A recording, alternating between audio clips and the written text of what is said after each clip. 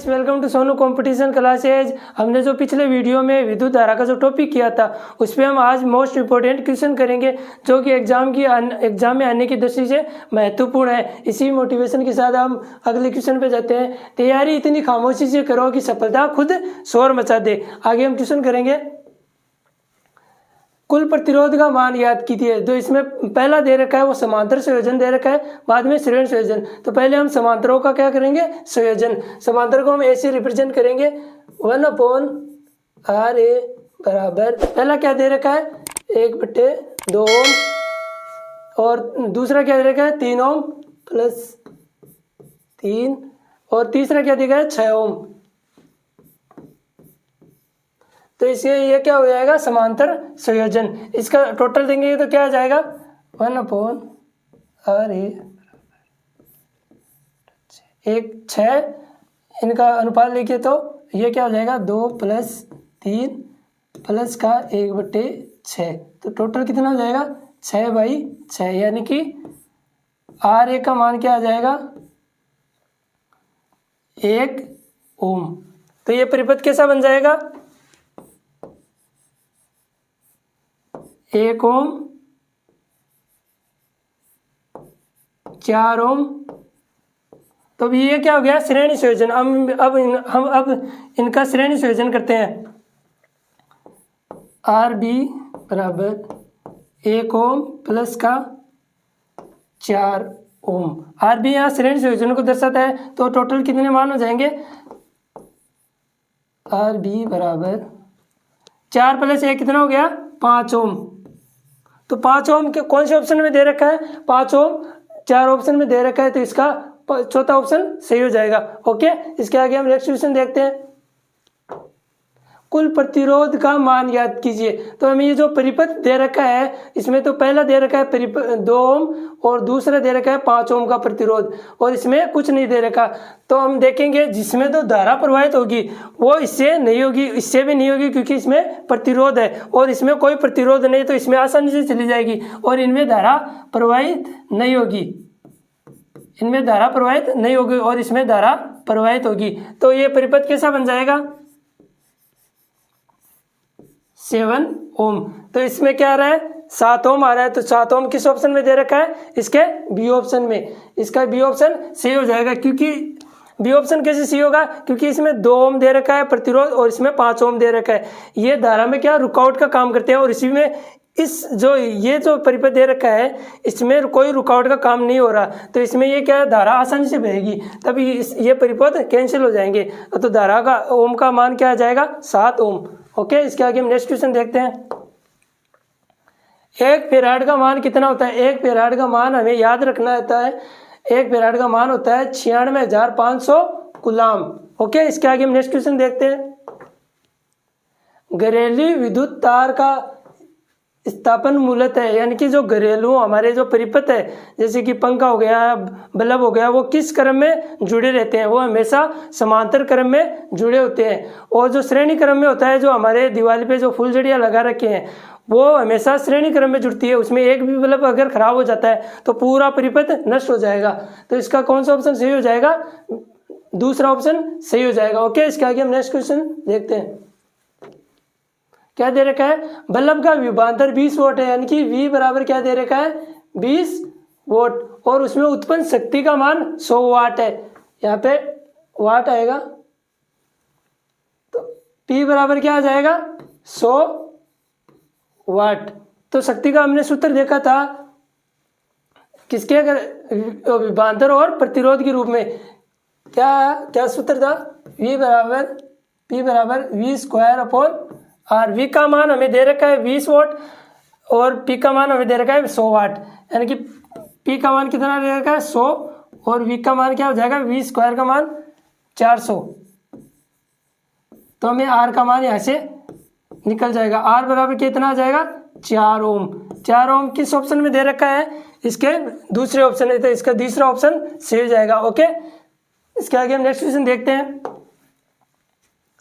अगर विभवांतर नियत हो तो शक्ति प्रतिरोध पर किस प्रकार निर्भर करेगी। अभी हमने देखा था शक्ति का जो है सूत्र वो विभवांतर और प्रतिरोध के रूप में क्या होता है, P बराबर V स्क्वायर अपॉन R। अब बोल रखा है कि अगर विभवांतर को नियत कर दे, यानी कि हम इसको कांस्टेंट कर दे,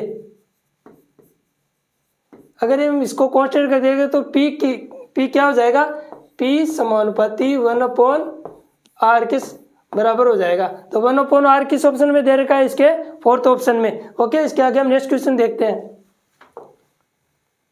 1 किलोवाट घंटा का मान होता है, 1 किलोवाट हॉर्स का मान जो होता है 3.6 × 10⁻6 जूल होता है। ओके, ये आपको मान याद रखना है। तो ये किस ऑप्शन में दे रखा है, इसके फर्स्ट ऑप्शन में। ओके, इसके आगे हम नेक्स्ट क्वेश्चन देखते हैं। बिजली की खपत बिल किसके मापन पर किया जाता है। बिजली जो हमारे घरों में जो बिल आते हैं वो हमेशा वाट के रूप में होते हैं, जो यानी कि जो यूनिट देखते हैं वो वाट से देखते हैं। तो इसका फर्स्ट ऑप्शन सही हो जाएगा। ओके, वोल्ट इंटू एम्पियर निम्नलिखित से किन भौतिकी राशि का मात्रक है। हमने शक्ति की जो डेरिवेशन किया था उसके अंदर हमने एक सूत्र देखा था, P बराबर V इंटू आई। ये किससे निकला था, शक्ति जो होती है एकांत समय में स्थानांतरित ऊर्जा जो होती है वो क्या होती है, शक्ति। यानी कि देखा था हमने P बराबर E/T, और जो इसमें जो हमने कन्वर्ट किया था वो किसे किया था, V बराबर W या एनर्जी बाई Q से। यहाँ से हमने E का मान निकाला था V into Q, V into Q हमने इसमें रखा था, तो ये क्या आएगा, V इंटू आई आ जाएगा। तो पूछ रखा है वोल्ट इंटू एम्पियर, वोल्ट किसका मात्रक होता है, विभव का, एम्पियर किसका होता है, धारा का। तो हम इससे देखेंगे कि वोल्ट इंटू एम्पियर बराबर क्या होगा, वाट, यानी कि शक्ति, जूल पर सेकंड। तो इसका कौन सा ऑप्शन सही हो जाएगा, इसका बी ऑप्शन सही हो जाएगा। ओके, इसके आगे हम नेक्स्ट क्वेश्चन देखते हैं। किसी चालक में दो स्मॉल ए नहीं है, यहाँ पे कैपिटल आएगा एम्पियर। ओके, कि धारा प्रवाहित हो, यानी कि इसमें क्या दे रखा है हमें, धारा आई बराबर क्या दे रखा है, 2 एम्पियर प्रवाहित हो रहा हो, तो यदि चालक के दोनों सिरों के मध्य का विभवांतर V हमें कितना दे रखा है, 0.1 वोल्ट। हमने जो ओम का नियम होता है उसमें देखा था कि यह क्या होता है, V बराबर IR, V बराबर IR। तो हमें I दे रखा है, V दे रखा है, तो हमें किसका मान निकालना है, प्रतिरोध का। तो प्रतिरोध का क्या हो जाएगा, R बराबर V/I, R बराबर V/I। V का मान हमें दे रखा है, धारा का मान भी हमें दे रखा है, तो V का मान कितना है, 0.1/2। तो क्या आ जाएगा इसका 0.05 ओम। ये किस ऑप्शन में दे रखा है, ये किस ऑप्शन में दे रखा है, इसके फोर्थ ऑप्शन में। ओके, तो इसका फोर्थ ऑप्शन सही हो जाएगा। ओके, इसके आगे हम नेक्स्ट क्वेश्चन देखते हैं। Joule into ohm second into watt किसके बराबर होता है। विभवांतर में हमने देखा था कि विभवांतर क्या होता है, V बराबर W/Q, V बराबर W/Q। और धारा जो होती है आवेश के प्रवाह की दर, यानी कि I बराबर Q/T। तो यहाँ से हम Q का मान निकालेंगे, क्या आ जाएगा, Q बराबर I इंटू टी, Q बराबर I इंटू टी। Q का मान हम यहाँ रखेंगे तो क्या आ जाएगा, V बराबर W/I इंटू टी। हम ओम के नियम से जानते हैं V बराबर क्या होता है, IR। तो I का मान यहाँ रखेंगे हम, तो I बराबर क्या आ जाएगा, V/R।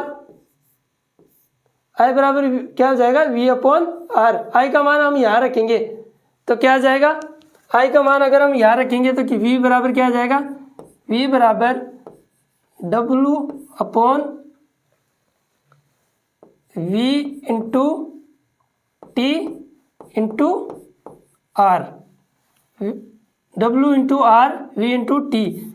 अब सबका हम आज ऐसा ही मात्रक क्या देखेंगे, इसका क्या होता है जूल, और इसका क्या होता है ओम, और इसका क्या होता है वोल्ट, और इसका क्या होता है सेकंड। ओके, तो क्या आ जाएगा V बराबर जूल इंटू वोल्ट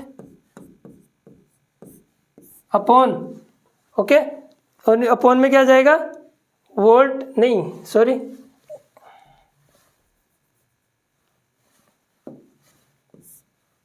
क्या आ जाएगा जूल इंटू ओम और वोल्ट इंटू सेकेंड। तो ये किस ऑप्शन में दे रखा है जूल इंटू ओम और सेकेंड इंटू वोल्ट, तो ये किसका हो जाएगा वाट का, यानी कि वोल्ट का हो जाएगा, विभवांतर का हो जाएगा, तो इसका सेकंड ऑप्शन सही हो जाएगा। ओके, तो इसके आगे हम नेक्स्ट क्वेश्चन देखते हैं। बल्ब का प्रतिरोध 40 ओम है, यानी कि आर हमें दे रखा है 40 ओम और विभव 220 वोल्ट से जोड़ने पर धारा, और V हमें दे रखा है 220 वोल्ट, ये मान हमें दे रखे हैं। तो हमें मान क्या ज्ञात करना है धारा का। ओम के नियम से क्या होता है V बराबर IR, ओम के नियम से क्या होता है V बराबर IR। आर हमें दे रखा है, विभव भी हमें दे रखा है, तो हमें I का मान ज्ञात हो जाएगा, यानी कि I बराबर क्या हो जाएगा V upon R। Okay, V upon R, तो V का मान हम रखेंगे 220 और R का मान क्या रखेंगे 40, इससे ये कैंसिल, क्या मान आ जाएगा 5 बार जाएगा, 4 पंच 20, 5.5 एम्पियर। तो धारा का मान क्या आ जाएगा I बराबर 5.5 एम्पियर। 5.5 किस ऑप्शन में दे रखा है आपके थर्ड ऑप्शन में, तो इसका थर्ड ऑप्शन सही हो जाएगा। ओके, इसके आगे हम नेक्स्ट क्वेश्चन देखते हैं। CFL एवं ट्यूबलाइट में किस धातु का प्रयोग होता है। जो नाइक्रोम जो होता है वो हमारे हीटर और जो रोड होती है उसके अंदर होता है, टंगस्टन बल्ब के अंदर होता है, और तांबा और फॉस्फोरस जो होती है वो CFL और ट्यूबलाइट में होती है, यानी कि इसका थर्ड ऑप्शन सही हो जाएगा। ओके, इसके आगे हम नेक्स्ट क्वेश्चन देखते हैं। ये एक पॉइंट है विद्युत चालकता और विशिष्ट चालकता में अंतर। ये हम अंतर को ऐसे समझेंगे। पहला क्या दे रखा है विद्युत चालकता। विद्युत चालकता जो होती है, विद्युत चालकता,